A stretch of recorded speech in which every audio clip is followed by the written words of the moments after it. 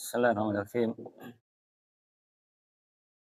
Alhamdulillahirabbil alamin. Shalatu wassalamu ala nabiyyina Muhammadin wa ala alihi wa ashabihi wa man tabi'ahum bi ihsanin ila yaumiddin amma ba'd. Pembahasan kita pada sebelumnya ya tentang masalah anjing dengan babi. Kemarin sudah disebutkan bahwa anjing itu yang najis adalah air liurnya, kemudian kotoran dan kencingnya. Adapun babi itu disebutkan di dalam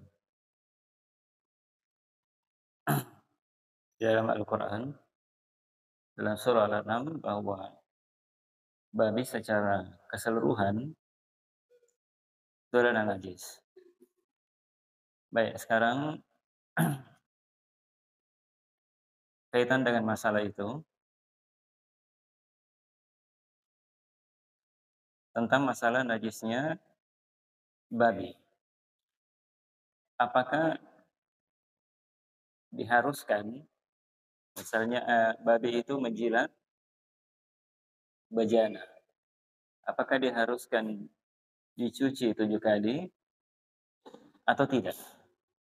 Itu juga dibicarakan di kalangan para ulama bahwa sebahagian menyebutkan bahwa dari mazhab Imam Ahmad dan selain dari mereka, mereka berpendapat bahwa najisnya babi itu seperti najisnya anjing. Maksudnya dicuci 7 kali, salah satunya dengan menggunakan tanah. Menggunakan tanah. Tetapi kebanyakan dari kalangan para ulama, mereka berpendapat bahwa babi itu tidak dicuci ketika dia menjilat, tidak dicuci seperti jilatan, seperti mencucinya najisnya anjing, akan tetapi cukup hanya dicuci 7 kali saja. Dicuci 1 kali. Dicuci 1 kali. Kenapa? Alasannya, karena di dalam hadis itu disebutkan anjing, tidak disebutkan babi. Yaitu jika salah seorang dari kalian dijilat anjing bejananya, maka dia mencuci 7 kali. Di situ disebutkan memang anjing, kalbun. Tidak disebutkan babi di situ. Itu pendalilan yang kuatnya, kenapa tidak disebutkan di situ babi. Kemudian juga di masa Nabi, di dalam ayat itu kan disebutkan bahwa qul la ajidu fima uhiya ilayya muharraman ala ta'imin yat'amuhu. Tidak ada, katakan wahai Muhammad, tidak ada yang saya dapati terhadap apa yang diwahyukan kepadaku diharamkan bagi orang yang akan memakannya, kecuali itu adalah bangkai, kemudian darah yang mengalir, kemudian daging babi. Adalah daging babi. Ini menunjukkan bahwa di masa Nabi sallallahu alaihi wasallam babi itu ada. Babi ada.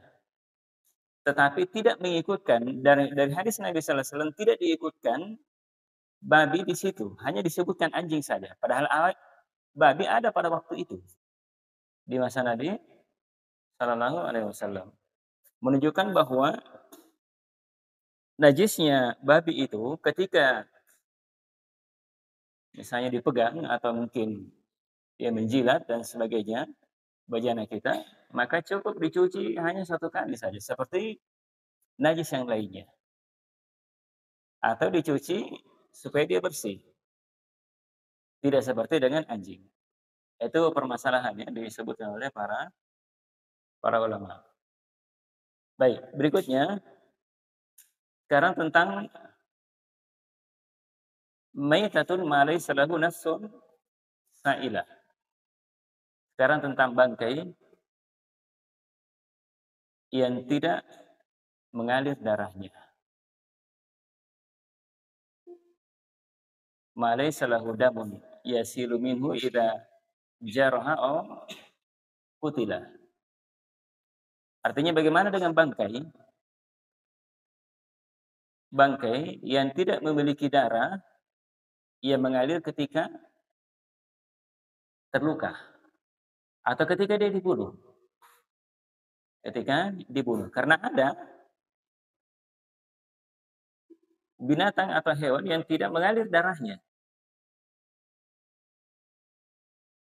Yang sering ada dan selalu ada di sekitar kita. Seperti misalnya nyamuk. Nyamuk ada darahnya? Ada. Kalau dia sudah menghisap darah, ada. Tapi darahnya mengalir atau tidak? Tidak mengalir. Jadi itu ada. Makanya dibicarakannya di kalangan para ulama. Jadi mereka menyebutkan tentang hukum najisnya.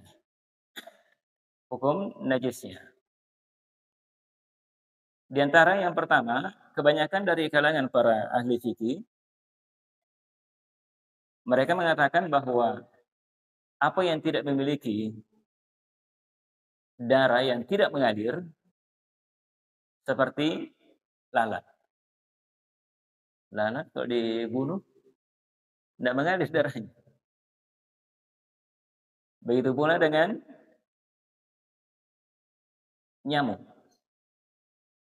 Begitu juga dengan sursur. Sursur itu jengkrik. Itu yang mungkin anak-anak kecil biasa sering cari dulu, jengkrik itu. Mengalir darahnya? Tidak mengalir darahnya.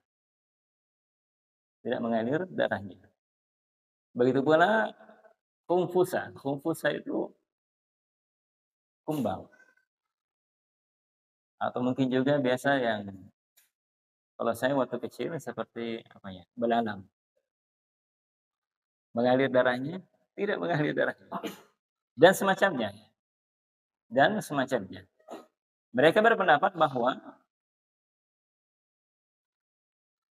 yang tidak mengalir darahnya dengan semisal dengannya, ketika dia jatuh di air yang sedikit, kemudian jatuh misalnya di air, kemudian mati di situ. Mati di dalam air. Maka fa innahu la yunajjisu ma waqa'a fihi. Maka itu binatang yang jatuh di situ tidak menajiskan air yang dia jatuh di situ. Mereka berdalilkan dengan sabda Nabi sallallahu alaihi wasallam dalam hadis riwayat Imam Al-Bukhari. Nabi sallallahu alaihi wasallam katakan, "Idza waqa'ad dubabu fi syarabi ahadikum falyakmashu thumma yanza'hu fa inna fi ihda janahaihi da'an wa fil ukhra shifaan." Kata Nabi sallallahu alaihi wasallam, jika ada lalat jatuh di minuman salah seorang dari kalian. Lalat ini ya. Tapi lalat itu kan biasanya selalu di tempat kotor. Selalu di tempat kotor. Tapi kata Nabi sallallahu alaihi wasallam, jika lalat itu jatuh di salah satu minuman kalian, dan itu kadang kita alami, maka falyakmashu, maka hendaknya dia dicelupkan. Jadi kalau tidak masih ada di atas air, jadi sekali ditenggelamkan itu lalat. Setelah itu lenzang, kemudian diangkat, diambil. Jadi sekali dicelupkan, kemudian diangkat, diambil. Kenapa? Karena kata Nabi sallallahu alaihi wasallam, fa inna fi ihda janahihi, karena pada salah satu dari dua sayap lalat itu daan. Satunya memang ada penyakitnya kalau salah satu sayapnya, tetapi satu sayap yang lainnya adalah penawarnya obat.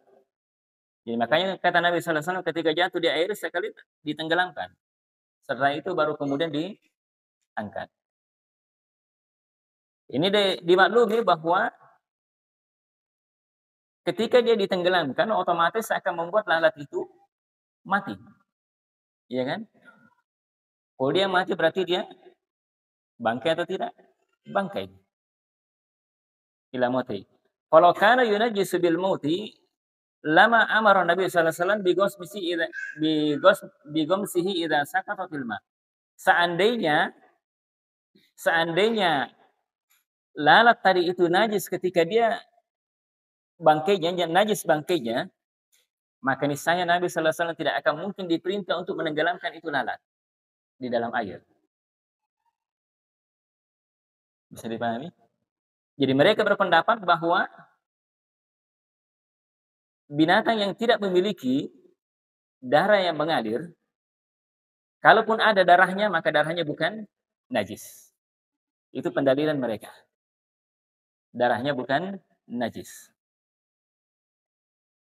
Nah, kalau pendapat yang lainnya seperti Hanabilah, pendapat ulamanya Imam Ahmad dan yang mengikuti beliau, mereka mengatakan bahwa yang tidak memiliki darah yang mengalir itu ada dua.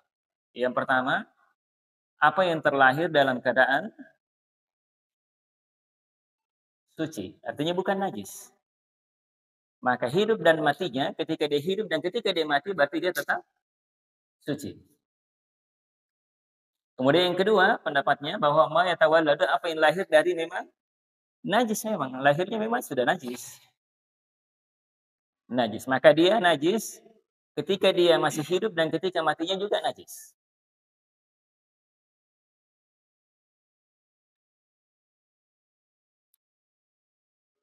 Tapi kemudian yang kuatnya adalah pendapat dari, ada juga pendapat Abu Hanifah, dia mengatakan bahwa, tapi ini lebih beda ya. Tapi ini yang kuatnya bahwa tentang masalah ini, bahwa bagi binatang atau hewan yang tidak mengalir darahnya, maka dia bukan najis. Walaupun dia bangkai. Walaupun dia bangkai. Itu yang lebih kuatnya tentunya. Hanya saja ada juga disebutkan oleh di kalangan para ulama, jadi seperti ini saya Posan juga dikuatkan itu. Termasuk nyamuk, lalat.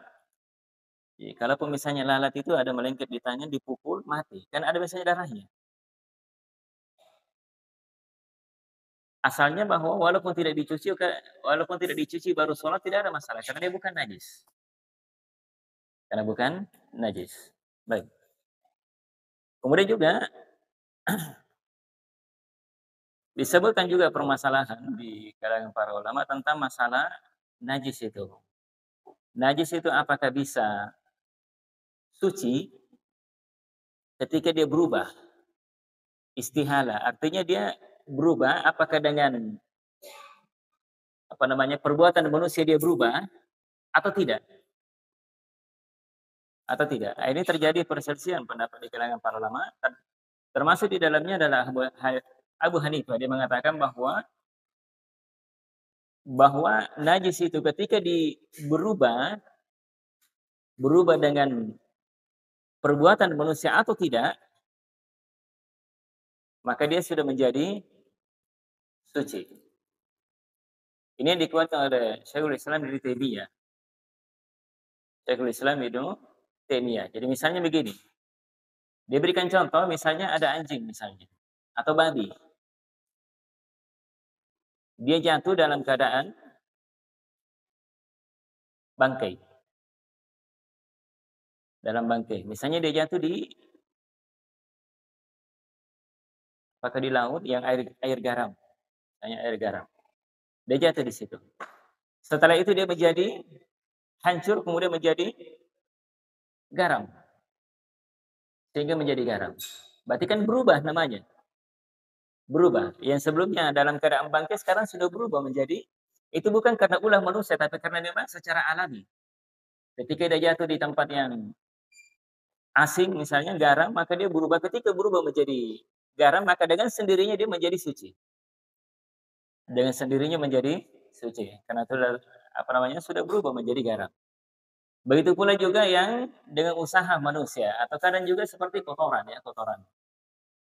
Seperti sebelumnya misalnya kotoran sapi lah misalnya, kotoran sapi.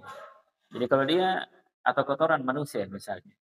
Ya kalau di masa Nabi SAW di sana kan panas sekali, panas. Jadi kalau dia sudah berubah menjadi bercampur dengan berubah jadi tanah dan debu, jadi asalnya dia sudah menjadi suci dengan sendirinya.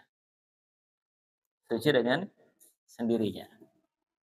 Itu bisa menjadi suci. Baik. Kemudian berikutnya.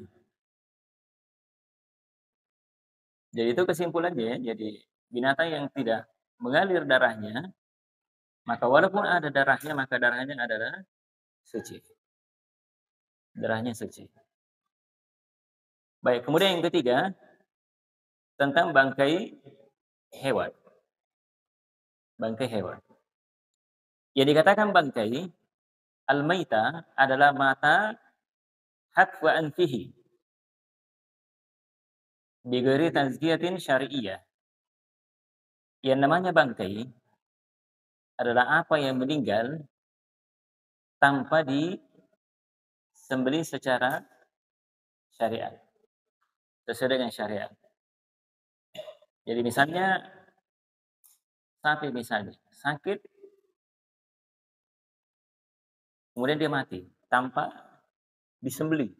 Bismillah, Allahu Akbar, tidak, mati sendiri. Maka ketika dia mati, maka dia berubah menjadi bangkai namanya. Bangkai. Atau misalnya ada yang di ayam potong misalnya. Ayam potong hanya ditusuk misalnya, mati. Tidak baca bismillah, tidak baca takbir, mati. Maka dia menjadi bangkai. Menjadi bangkai. Itu bangkai namanya. Dan bangkai itu diharamkan oleh Allah Subhanahu wa taala dalam surah Al-An'am tadi yang disebutkan. Bahwa katakan wahai Nabi Muhammad, katakan wahai Muhammad bahwa saya tidak mendapati apa yang diwahyukan kepadaku diharamkan terhadap orang yang akan memakannya kecuali dia adalah bangkai. Disebutkan bangkai, darah yang mengalir. Atau daging babi. Fa innahu rijsun. Itu adalah rijs. Rijs di situ adalah najis. Maknanya adalah najis. Kecuali tentunya itu hukum secara umum. Secara umum. Kecuali tentunya dalam keadaan manusia dalam keadaan dia terpaksa. Dalam keadaan terpaksa. Ya, misalnya dia mengadakan perjalanan, perbekalannya habis. Yang dia dapati di jalan bangkai. Kalau dia tidak makan, dia bisa binasa. Dia bisa binasa. Boleh dia makan atau tidak? Asalnya boleh. Tapi dia makan sekedar untuk menyambung hidupnya. Supaya tidak membahayakan dirinya. Supaya dia tidak sakit. Supaya dia tidak binasa. Itu asal. Makanya Allah Subhanahu wa taala sebutkan ini kaidah secara umum ya, secara umum. Di dalam syariat kita dalam surah Al-Baqarah, Allah Subhanahu wa taala katakan famanitturra ghairu bagin wala adin fala isma alaihi. Ini dalil secara umum dan ini kaidah secara umum di dalam syariat kita. Apapun sesuatu dalam keadaan terpaksa, kalaupun itu diharamkan, maka itu bisa menjadi boleh dia makan. Sesuatu dihalalkan baginya. Makanya Allah Subhanahu wa taala katakan famanitturra, barang siapa yang dalam keadaan terpaksa. Terpaksa. Ya namanya terpaksa itu kalau membahayakan jiwa, membahayakan akal, membahayakan harta, itu keadaan terpaksa namanya. Barang siapa dalam keadaan terpaksa, ghairu bagin, dalam keadaan dia tidak ingin sebenarnya, dia tidak mau makan itu bangkai. Dia tidak mau makan. Ghairu bagin, dia tidak mau makannya, tidak ingin makannya. Wala adin, tapi juga tidak melampaui batas. Jangan sampai ada misalnya bangkai dalam keadaan dia lapar, kalau dia tidak makan dia bisa binasa, oh dia makan sampai kenyang. Tidak. Wala adin, tidak melampaui batas. Artinya sekedar kebutuhannya saja untuk supaya bisa dia tidak binasa dirinya, supaya dia tidak sakit. Wala adin, fala kata Allah Subhanahu wa taala fala isma alaihi, maka tidak ada dosa baginya. Berarti boleh. Padahal dia makan bangkai, pada itu adalah najis. Pada itu adalah najis. Baik. Kemudian itu asalnya. Asalnya adalah tidak boleh kecuali dalam keadaan dia terpaksa. Asalnya tidak boleh makan najis kecuali kalau dia terpaksa. Bangkai. Bangkai. Baik. Kemudian berikutnya tentang hukum bangkai binatang. Bangkai binatang. Disebut oleh Syekh Tayyar, Muhammad Tayyar, dia katakan metatul hayawani najasatun. Bangkai hewan itu adalah najis. Bangkai hewan adalah najis. Hanya saja beliau katakan apakah boleh dimanfaatkan sebahagian dari anggota tubuhnya itu bangkai. Boleh atau tidak? Misalnya tulangnya. Misalnya bulunya. Ya, misalnya domba ini yang diambil olehnya. Bulunya. Misalnya dia mati dalam keadaan bangkai, dia ambil bulunya. Tanduknya, kukunya, kulitnya, dan sebagainya. Dan sebagainya. Itu terjadi perselisihan ya di kalangan para ulama tentang masalah ini. Kesimpulannya bahwa adapun rambutnya, kemudian bulunya, sup itu bulu atau bulu onta atau bulu burung misalnya, bulu burung. Karena mungkin ada sebagian orang burung bangkai diambil bulunya karena bagus warnanya, mungkin diambil, dimanfaatkan. Fahiya tahiratun fil hayati wa ba'dal mamat. Maka dia asalnya dia adalah suci ketika dia hidup dan ketika dia sudah mati. Ketika dia mati. Walau kanat lil hayawani ghairi ma'kulil, walaupun itu hewan yang tidak dimakan dagingnya. Walaupun hewan yang tidak dimakan dagingnya. Seperti apa itu? Kucing. Dan apa yang selain daripada itu. Pendalilannya itu disebutkan di dalam Al-Quran.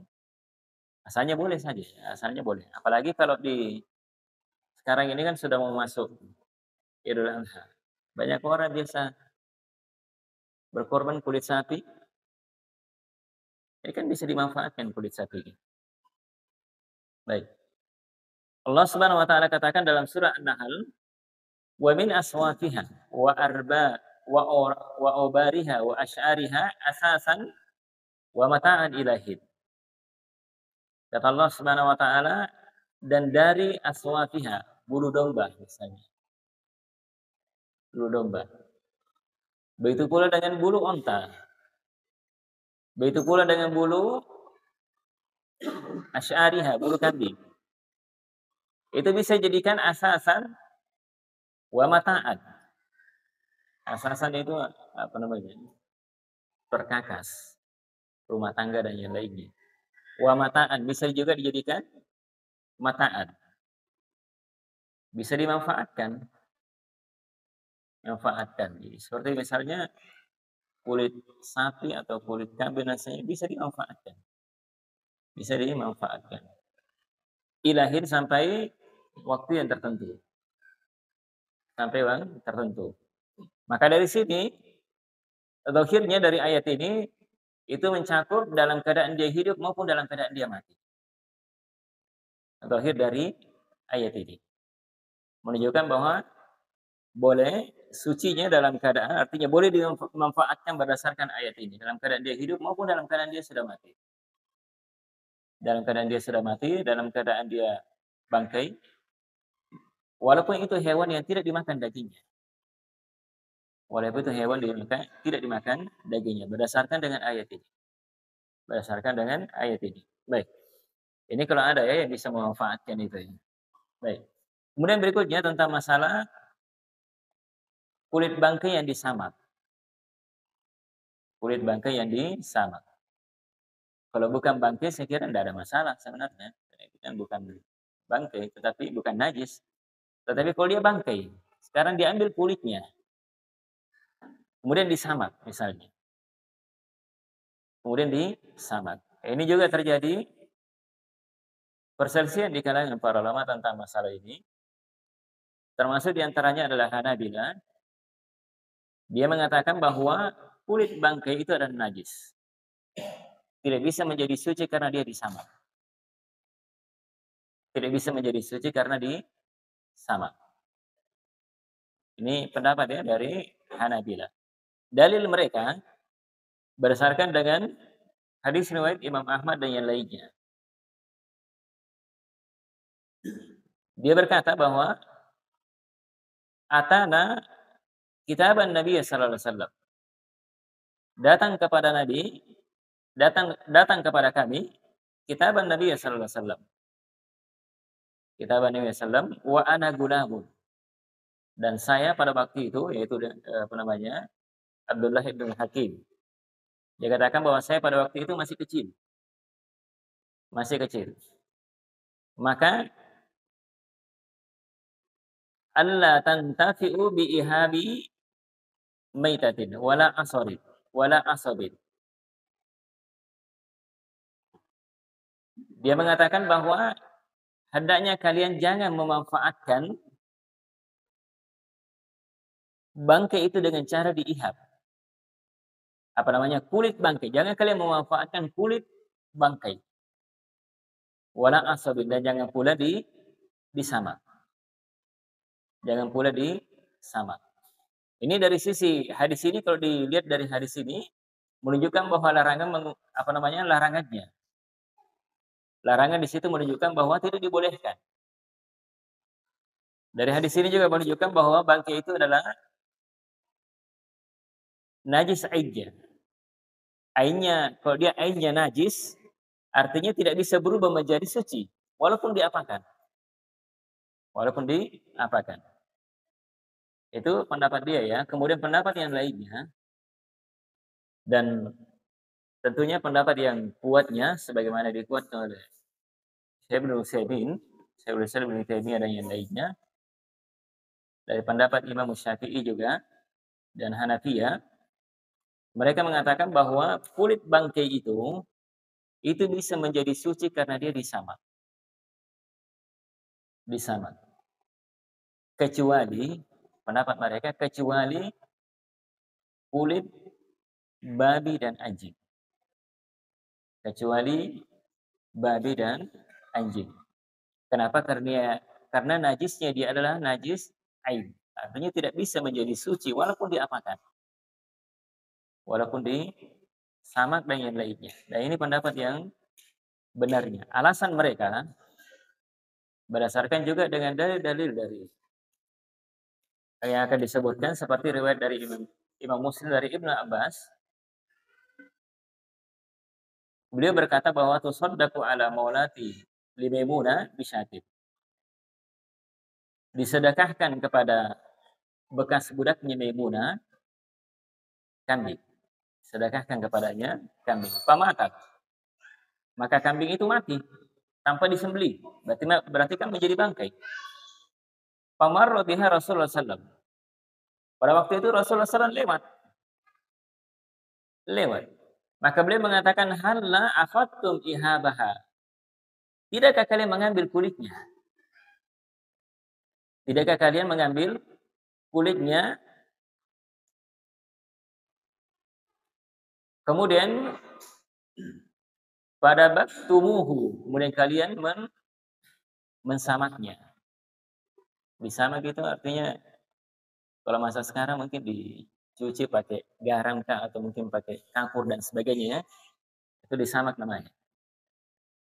Baik. Tidakkah kalian mengambil kulitnya kemudian kalian mensamaknya? Fantafa'tum bihi, kemudian kalian bisa mengambil manfaat dengannya. Faqala innaha maitah. Maka para sahabat mengatakan pada waktu itu bangkai. Tidak disembelih, dia mati dengan sendirinya. Maka apa kata Nabi sallallahu alaihi wasallam? Innama hurima akluha. Yang diharamkan itu memakannya. Tapi memanfaatkan boleh atau tidak? Berdasarkan hadis ini boleh. Boleh dimanfaatkan. Begitu pula juga dengan riwayat yang lainnya. Dalam hadis riwayat Imam Muslim juga dari Ibnu Abbas, beliau mengatakan bahwa sami'tu Rasulullah sallallahu alaihi wasallam yaqul, "Idza dubigal ihabu faqad tahura." Jika kulit itu sudah disamak, maka dia menjadi suci, bersih. Menjadi suci atau bersih. Jadi walaupun sebenarnya dari sisi pendalilan itu bertentangan, seakan-akan bertentangan hadis yang pendalilan dari Imam Ahmad tadi dengan yang ini. Asalnya dalam kaidah di dalam masalah ini, kalau ada hadis seperti itu, tidak bisa dikompromikan, asalnya kan harus dikompromikan dahulu. Tapi kalau tidak bisa dikompromikan, maka harus ditarjih namanya. Harus diambil mana yang lebih kuat di situ. Itulah yang kita pegang. Itulah yang kita pegang. Tapi asalnya usaha yang pertama dahulu, kalau ada hadis yang bertentangan, itu harus dikompromikan. Tapi kecuali kalau tidak bisa, baru kemudian ditarjih. Mana yang lebih kuat? Mana yang lebih kuatnya? Baik. Kemudian berikutnya, pembahasan berikutnya adalah tentang masalah bagaimana hukumnya tentang fi hukmi labanil maitah. Susunya itu bangkai. Kalau misalnya ada apa namanya? Kambing etawa. Kambing etawa kan biasanya diambil susunya ya. Diambil susunya. Bagaimana kalau dia mati misalnya? Padahal ada susunya. Bagaimana hukum susunya itu? Itu juga ucapan dari kalangan para ulama juga berselisih pendapat di dalam masalah ini. Hanafiyah beliau menyebutkan bahwa tentang sucinya susu bangkai. Ini juga diucapkan nih, pendapat juga Imam Ahmad dan dalam salah satu riwayat dan ini yang dipilih oleh Syekhul Islam Ibnu Taimiyah. Pendapat yang kedua, pendapat Imam Malik dan Syafi'i dan juga salah satu riwayat dari Imam Ahmad dan itu yang masyhur di dalam mazhab mereka bahwa apa namanya? Bangkai apa namanya? Susu dari bangkai itu mereka mengatakan itu adalah najis. Itu adalah najis. Di sini tidak disebut yang mana yang lebih kuat, yang lebih rojihnya masalah ini. Najis atau bukan? Boleh diambil atau bukan? Atau tidak? Misalnya. Baik. Jadi kalau misalnya hal seperti ini ada kita ragu darinya, maka berlepas diri darinya itu lebih bagus. Supaya tidak jatuh ke dalam perkara yang sama, yang kita ragu di situ. Baik. Itu selesai. Kemudian berikutnya adalah hukum najasatid dam. Sekarang bagaimana hukumnya tentang najisnya darah? Najisnya darah. Kalau itu juga disebutkan di dalam ayat sebagaimana yang sebelumnya dalam surat An-Naml tadi itu tidak ada yang diwahyukan. Saya tidak mendapati apa yang diwahyukan kepadaku diharamkan untuk memakannya illa kecuali itu adalah maitah. Adalah bangkai kemudian daman masuhan, darah yang mengalir. Darah yang mengalir atau babi fa innahu rijasun. Karena sesungguhnya itu adalah najis. Maka ayat ini menunjukkan kepada kita tentang najisnya darah yang masfu, darah yang mengalir. Najisnya darah yang mengalir. Kemudian juga di antara darah ada yang najis dan ada pula yang suci. Di darah itu ada yang najis dan ada yang suci. Adapun darah yang najis itu derajat hukumnya ada dua. Adapun darah yang najis itu derajat hukumnya ada dua. Yang pertama adalah najasun la yufa'an syai'in minhu mutlaqan. Jadi ada darah yang najis yang tidak bisa dimaafkan secara mutlak. Mau sedikit mau banyak tetap najis. Tetap najis. Apa itu? Wa huwal khariju min sabilain. Apa yang keluar dari dua jalan. Dari dua jalan. Depan dengan belakang. Jadi makanya darah haid itu najis secara mutlak, tidak bisa dimaafkan. Kemudian darah istihadah. Istihadah keluar dari salah satu dua jalan itu, darah penyakit. Maka itu dianggap najis. Dianggap najis. Ini yang pertama. Ini yang pertama. Yang kedua adalah najasun yufa'an yasirihi. Ada darah, dia najis, tapi dia dimaafkan karena dia sedikit, dalam jumlah sedikit. Dimaafkan karena sedikit.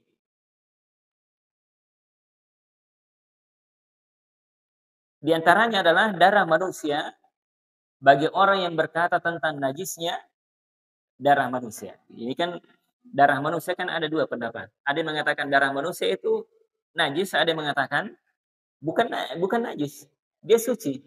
Kecuali yang keluar dari dua jalan tadi. Sisanya suci. Jadi kalau misalnya ada yang mimisan misalnya, keluar dari dua jalan, bukan. Kalau menurut pendapat yang ini, yang pertama bahwa yang keluar dari dua jalan itu najis, berarti yang keluar dari hidung bukan najis. Bagi yang berpendapat bahwa darah manusia itu bukan najis. Bukan najis. Tapi bagi mereka yang berpendapat bahwa darah manusia itu adalah najis, maka kalau ada sedikit darah, maka itu dimaafkan. Dimaafkan. Kemudian juga wa kullu ma maitatuhu najasatun. Kemudian semua apa yang bangkainya adalah najis. Semua apa yang bangkainya adalah najis, maka kalau itu sedikit, maka itu dimaafkan. Maka dimaafkan. Begitu pula ma ya baqa fil hayawani badal furuji ruhihi bi zakati syariah. Begitu pula dengan darah yang masih tersisa pada hewan ketika ruhnya hewan itu sudah keluar. Masih ada darah yang tersisa setelah dia disembelih dengan cara yang benar, sesuai dengan syariat. Seperti misalnya sapi, sudah disembelih, keluar darahnya. Kan masih ada yang tersisa di dalam, tidak mungkin dia keluar semua. Tetap ada yang tersisa. Termasuk di dalamnya di daging. Di daging itu tidak bisa hilang semua, tetap ada. Tetap ada. Itu adalah darah, walaupun karena sapi kan darahnya mengalir. Berarti dianggap najis. Tapi kalau dia sedikit, misalnya yang tersisa di daging itu, maka itu makfud namanya. Itu dimaafkan, karena itu sedikit. Dimaafkan, karena itu sedikit. Adalah sedikit. Baik. Itu jenis, derajat dari hukum. Darah yang mengalir. Darah yang mengalir. Iya, memang ada jenis darah yang tidak bisa dimaafkan secara mutlak. Itulah darah yang keluar dari dua jalan. Kemudian apa yang tersisa pada hewan ketika sudah disembelih secara syar'i. Kalau tersisa sedikit maka itu dimaafkan namanya. Artinya boleh dimakan atau tidak? Boleh dimakan. Boleh dimakan. Baik. Adapun darah yang suci, itu tadi darah yang najis. Sekarang darah yang suci. Darah yang suci diantaranya adalah yang pertama disebutkan oleh Syekh Muhammad At-Tayyar adalah damus sanak. Lianna maitatahu tahirah. Darah ikan. Darah ikan suci. Kenapa? Karena bangkainya saja suci. Bangkainya saja suci. Kemudian yang kedua, damu ma la yasilu damuhu kadamil bu'udah wal baku wal dubabu. Darah yang suci juga adalah darah yang tidak mengalir padanya, yang tidak mengalir darahnya. Itu tadi, berarti darahnya adalah suci. Seperti darah lalat, nyamuk. Kemudian al-baku. Baku itu kutu. Kutu mengisap darah ya, mengisap darah atau tidak? Saya juga tidak pernah. Kalau ada darahnya ya, ada darahnya, tapi tidak mengalir darahnya. Tapi darahnya dianggap suci. Begitu pula dzubab. Begitu pula dengan lalat.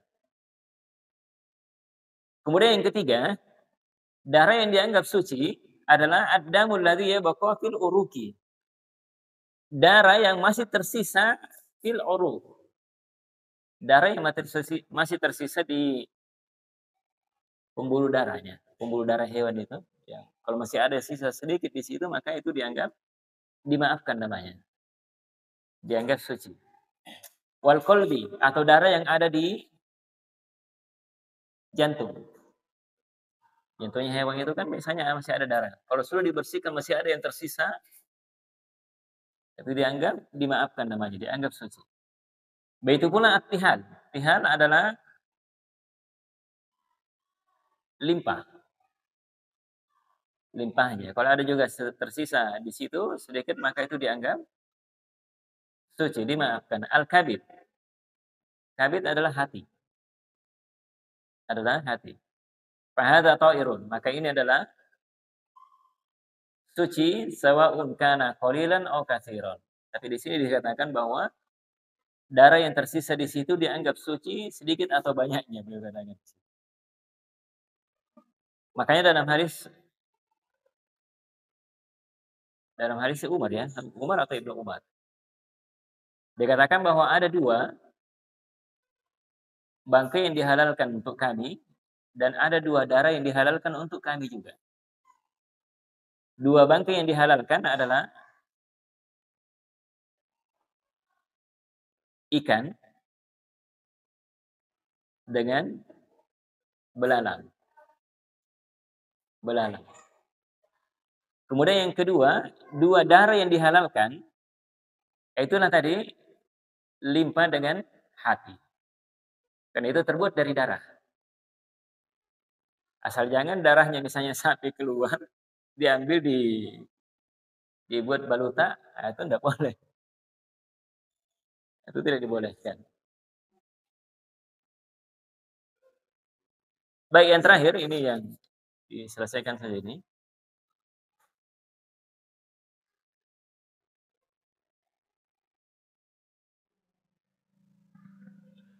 Tapi ini agak panjangnya tentang darah manusia. Darah manusia. Ini tadi memang ada pendapat mengatakan darah manusia itu adalah najis, ada yang mengatakan tidak najis, kecuali yang keluar dari dua jalan. Kecuali yang keluar dari dua jalan. Walaupun sebenarnya jumhur ulama mengatakan bahwa itu adalah darah manusia adalah najis. Tapi yang dikuatkan oleh Syekh At-Tayyar dengan melihat pendalilan-pendalilan menunjukkan di antara dua pendapat itu bahwa darah manusia itu adalah suci. Darah manusia adalah suci. Kecuali darah haid dan nifas. Karena darah nifas juga keluar dari salah satu dari dua jalan itu. Darah haid, darah nifas, kemudian darah istihadah. Dan darah istihadah. Adapun darah yang keluar dari selain daripada dua jalan itu maka dianggap suci. Maka dianggap suci. Nanti pendalilan-pendalilannya nanti akan disebutkan pada pertemuan berikutnya. Itu kesimpulannya seperti itu. Baik. Nanti berikutnya juga tentang masalah kotoran.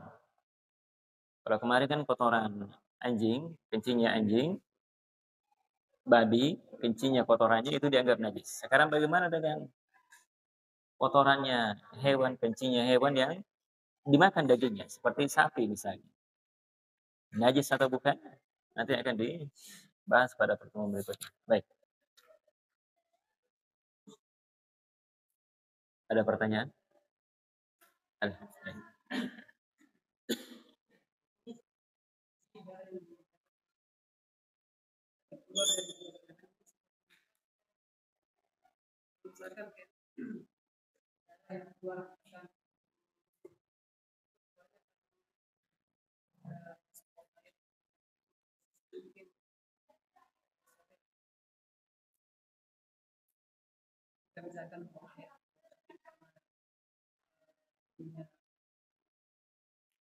yang habis melahirkan,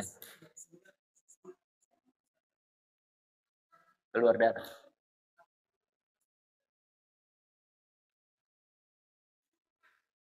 Asalnya dia keluar darah karena luka.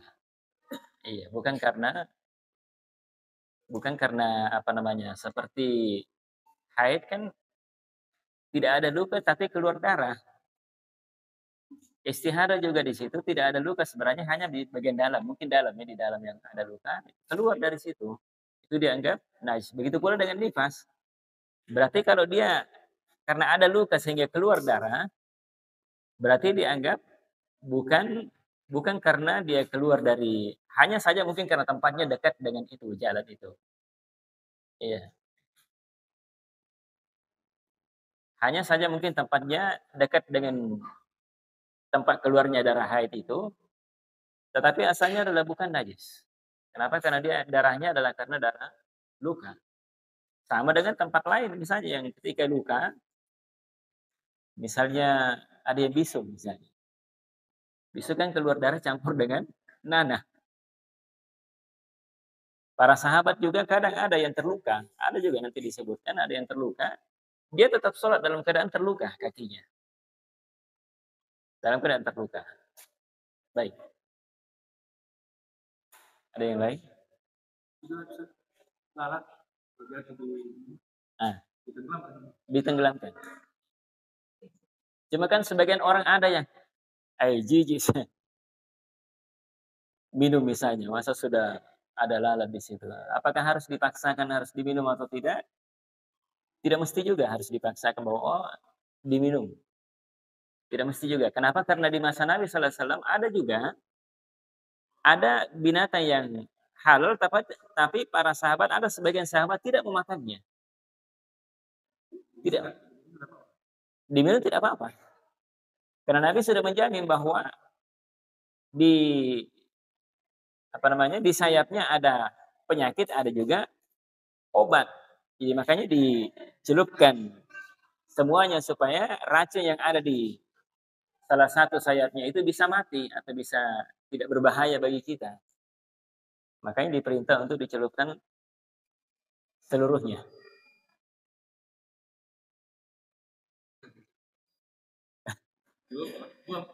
Baru dibuang lalatnya. Baik, saya kira cukup karena sudah masuk waktu isya. Baik, subhanallah, sudah la ilaha illa anta, assalamualaikum warahmatullahi wabarakatuh.